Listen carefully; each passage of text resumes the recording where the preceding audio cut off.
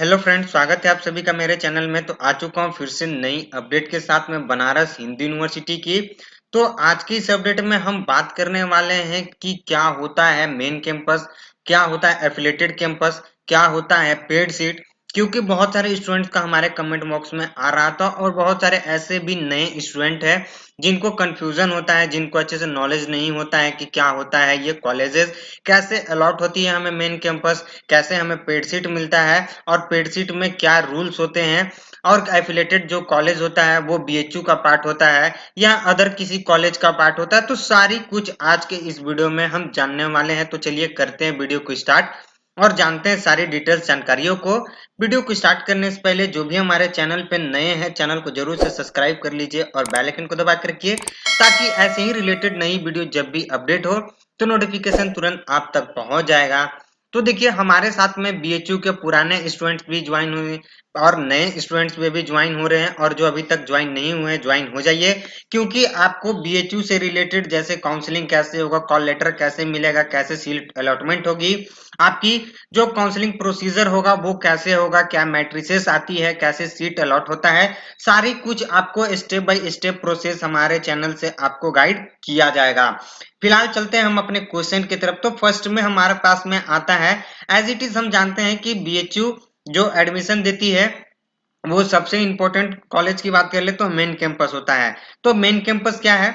Main campus actually में ये है कि जो बनारस हिंदू यूनिवर्सिटी, जैसे कि कॉलेज है बनारस हिंदू यूनिवर्सिटी बीएचयू, उसके अंतराल में जैसे जितने भी फैकल्टी आते हैं, जितने भी डिपार्टमेंट आते हैं, तो उनको हम मेन कैंपस बोलते हैं। जैसे कोई स्टूडेंट बीए आर्ट्स में हिंदी ऑनर से अप्लाई कर रहा है और उसको जो है कि फैकल्टी ऑफ डिपार्टमेंट अप्लाई होता है, यानी कि एफएमसी अप्लाई होता है, यानी कि उसे अलॉट होता है, तो वो होता है मेन कैंपस। अगर किसी स्टूडेंट्स को अप्लाई हो जाता है मेन कैंपस के अंदर में कोई और डिपार्टमेंट में, जैसे कंप्यूटर ऑनर्स में अप्लाई हो गया या किसी और ऑनर्स में उनको मिल जाती है, तो वो होता है मेन कैंपस।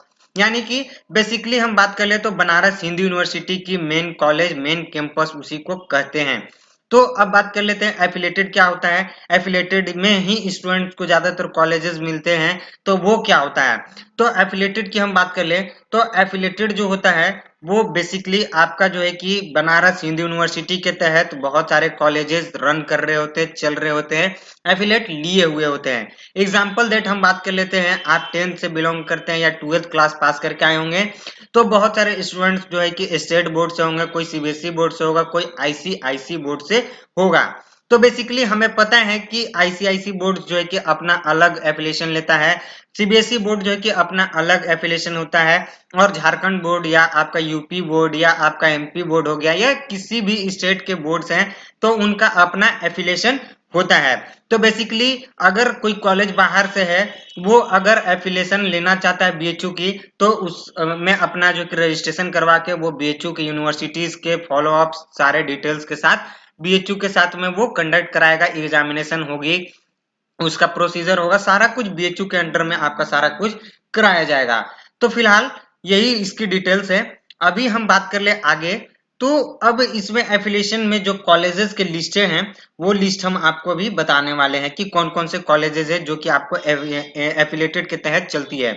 तो एफिलेटेड में आपका जो है कि आ जाता है VCW, VKM college, AM PG, DAV PG और साउथ कैंपस। ये सब जो कैंपस है वो आ जाती है आपकी जो है कि एफिलिएशन में, यानी कि इन सभी जो कॉलेजेस है वो बीएचयू के एफिलिएशन से चलती है, बीएचयू की यूनिवर्सिटी से हैंडल की जाती है। सारा प्रोसीजर एग्जाम से लेकर के आपके एडमिशन से लेकर के लास्ट प्रोसीजर तक आपको एफिलेटेड यानी कि बीएचयू की ऑफिशियल डिटेल के तहत चलती है।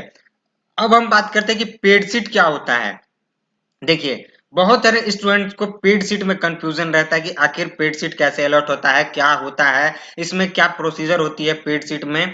तो पेड इज इक्वल टू, आपको खुद ही पता चल जा रहा होगा पेड नाम से कि आपको पैसा, पेड मतलब कि पैसा, कितना पैसा है, तो कुछ एक्स्ट्रा पैसा देकर के आपको सीट अलॉट करा सकते हैं इसमें आप।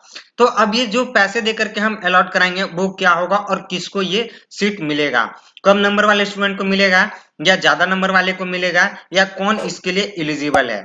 तो पेड सीट में वही स्टूडेंट्स को अप्लाई कर सकते हैं, एडमिशन ले सकते हैं जो भी स्टूडेंट्स को पहले आपका जो है कि एडमिट कार्ड मिला होगा एडमिशन प्रोसीजर के लिए। सपोज दैट आपने जो है कि काउंसलिंग करवाया, सबसे पहले काउंसलिंग आपको लेटर आया, कॉल लेटर आया, उसमें आपको कोई कॉलेज अलॉट हो जाता है और आप एडमिशन नहीं ले पाते हैं किसी कारणवश। एग्जाम्पल दैट आपने कि एक दो और भी कॉलेजेस को ट्राई किया है और उसके लिए वेट कर रहे हैं लेकिन वहां पर नहीं होता है, तो आप फिर से चाहते हैं कि मैं अपने काशी विश्वविद्यालय के में एडमिशन ले लूं, तो उसके लिए आपको दोबारा कॉल लेटर मिलेगा।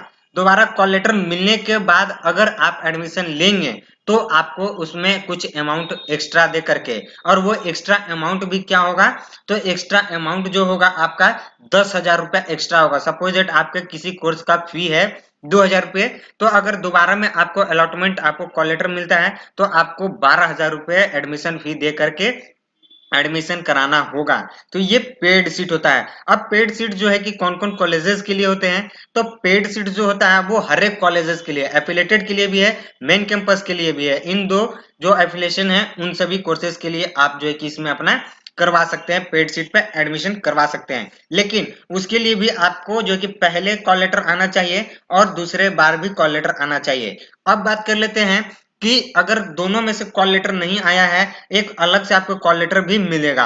लेकिन कब मिलेगा, जब आपका जो कि कटअप्स होगा 1-2 नंबर से कम रहा होगा और सीट बच जाता है, तब आपको जो है कि जाकर के पेड सीट के लिए कॉल लेटर मिलेगा और उसमें जाकर के आप एडमिशन ले पाएंगे। तो चांसेस बहुत ही कम होता है कि लास्ट में जो स्टूडेंट्स बचे होते हैं जिनका 1-2 नंबर कम होता है तो उनको कॉल लेटर मिलता है पेड सीट के लिए, क्योंकि सीट लगभग फुल होने का चांसेस बहुत ज्यादा रहता है, क्योंकि BHU is equal to central university है और ये जाना माना IT यूनिवर्सिटीज भी है। सो इसमें स्टूडेंट्स जल्द से जल्द चाहते कि अपना एडमिशन ले ले।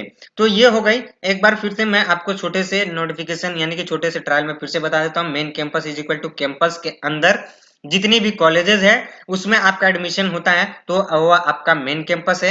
एफिलिएशन मतलब कैंपस के बाहर जो कॉलेजेस हैं वो अगर एफिलिएशन लिए हुए हैं कि बनारस हिंदू यूनिवर्सिटी की, तो वो आपका जो कि एफिलिएशन कॉलेजेस हो गया, एफिलेटेड कॉलेजेस हो गया। तीसरी आपकी पेड सीट हो गई कि किसी कारण से आपका एडमिशन नहीं होता है तो आप उसमें जाकर के एडमिशन लास्ट में करवा सकते हैं, लेकिन आपको एक्स्ट्रा अमाउंट दे करके कराना होगा। तो ये बातें हो गई आपको जो कि बहुत सारे स्टूडेंट्स का प्रॉब्लम होता है कि सर क्या है क्या नहीं है, इसको लेकर के सॉल्यूशन में आ चुका हूं। और बहुत सारे स्टूडेंट पिछले वीडियोस में कमेंट भी कर रहे थे और काफी सारे स्टूडेंट ऐसे भी जो कि कमेंट्स अननेसेसरी कमेंट्स करते हैं, तो ऐसा मत कीजिए, बिल्कुल मत कीजिए, क्योंकि बहुत सारे स्टूडेंट्स हमारे साथ में ज्वाइन है, गर्ल्स भी ज्वाइन हुई हैं, तो उनको ये सब कमेंट देख करके अच्छा नहीं लगता है। तो प्लीज आपसे रिक्वेस्ट है जो भी स्टूडेंट्स हैं वो ऐसा कमेंट ना करें ताकि अदर स्टूडेंट्स को भी हरास हो या आपको उसको तकलीफ हो। फिलहाल जैसे ही इसकी और भी अपडेट आती है तो आपको हमारे चैनल से दे दिया जाएगा। तो अभी फिलहाल में जो है कि आंसर की आने की और रिजल्ट्स की भी बातें की जा रही है कि कब तक रिजल्ट आने वाला है, तो इसकी भी जल्दी आपको डिटेल्स वीडियो बना करके मिलने वाला है, क्योंकि अभी इस पे भी डिस्कशन चल रहा है, बातें चल रही है कि कब तक रिजल्ट्स आपको देखने को मिलने वाला है। तो एग्जैक्ट आपको डेट भी मैं सामने लेकर के आऊंगा। तो चलिए फिलहाल आज के लिए इतना ही, मिलेंगे फिर से नई अपडेट के साथ में, नई वीडियो के साथ में। तब तक के लिए आप जरूर से चैनल को सब्सक्राइब कर लीजिए और बेल आइकन को दबा के रखिएगा ताकि रिलेटेड इन्फॉर्मेशन जब भी अपडेट हो तो नोटिफिकेशन तुरंत आप तक पहुंच जाए।